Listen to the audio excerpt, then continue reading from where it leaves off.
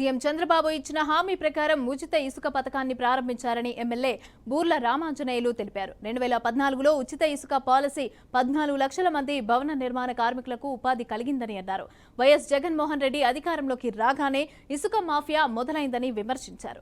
ఇక ఉచిత ఇసుక విధానంతో ఎంతో మంది పేదలకి ఉపాధి లభిస్తుందని అన్నారు.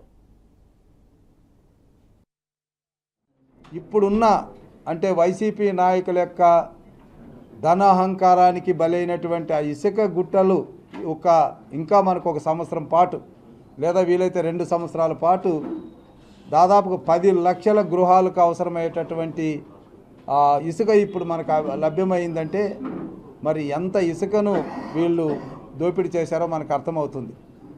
కాబట్టి ఈ ఇసుక ఫ్రీగా ఇవ్వడం అనేటువంటిది రాష్ట్రంలో ఉన్నటువంటి ప్రతి కుటుంబము ఎంతో సంతోషాన్ని వ్యక్తపరుస్తుందని తెలియజేస్తూ మరి వచ్చే రోజుల్లో వాళ్ళ యొక్క ఆనందాన్ని వాళ్ళు కనపరిచేటటువంటి ఉత్సాహాన్ని మనం చూస్తాం.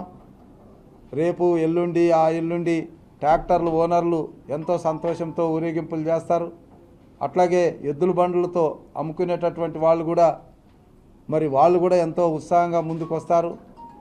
ఒకరిద్దరు కాదు, ఇక్కడ అన్ని కుటుంబాలు కూడా ఈ ఫ్రీ ఇసుక ద్వారా ఆనందాన్ని వ్యక్తపరుస్తారని తెలియజేయడానికి మరి పత్తిపాడు శాసనసభ్యుడిగా నేను ఎంతో గర్వపడుతున్నాను.